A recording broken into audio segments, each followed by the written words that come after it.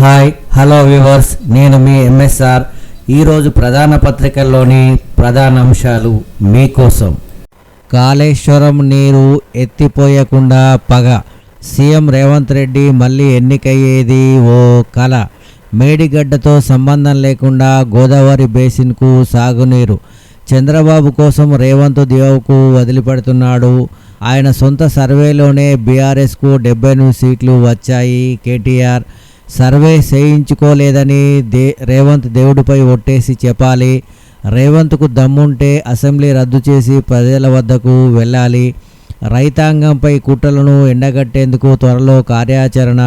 హరీష్ కేసీఆర్ తయారు చేసిన క్రమశిక్షణ కలిగిన సైనికులు.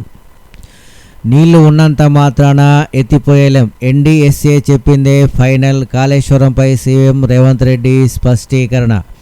నీటి నిల్వకు మేడిగడ్డ, అన్నారం, సుందిళ్లను అనుకూలం కావని నిపుణుల సంస్థ తేల్చింది.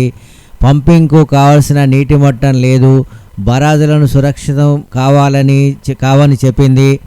17 నెలల్లోనే లోపాలు బయటపడ్డాయా, పట్టించుకోలేదు. పాత కమిషన్లు వసూలు చేసుకోవడానికి మంత్రి పదవి కావాలని హరీష్ అడుగుతున్నాడు.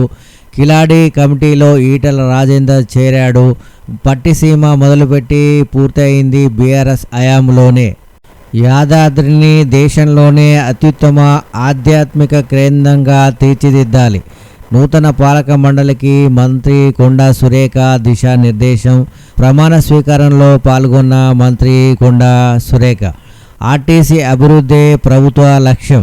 హుజూర్నగర్, కోదాడకు నూతన బస్ స్టేషన్లు, మహిళల ఉచిత బస్సు ప్రయాణం, కొత్త బస్సులు, సంస్థలో 3500 మందికి ఉద్యోగ అవకాశాలు కల్పిస్తున్నాం. మంత్రి పొన్నం ప్రభాకర్. నన్ను హతమారిస్తే ఇరాన్ను బూడిద చేయండి, అమెరికా సైన్యానికి ట్రంప్ ఆదేశాలు. ట్రంప్ను హత్య చేసేందుకు ఇరాన్ కుట్ర చేసినట్లు ఇజ్రాయెల్ ఆరోపణ. భూ రీసర్వేను అత్యంత ప్రాధాన్యతగా చేపట్టాలి. మార్చి 2027 నాటికి 3 విడతల్లో పూర్తి చేయాలని ఆదేశం. సాదా బైనామా దరఖాస్తుల పరిష్కారాన్ని వేగవంతం చేయాలి. కలెక్టర్లతో వీడియో కాన్ఫరెన్స్లో రెవెన్యూ శాఖ మంత్రి పొంగులేటి శ్రీనివాసరెడ్డి స్పష్టీకరణ.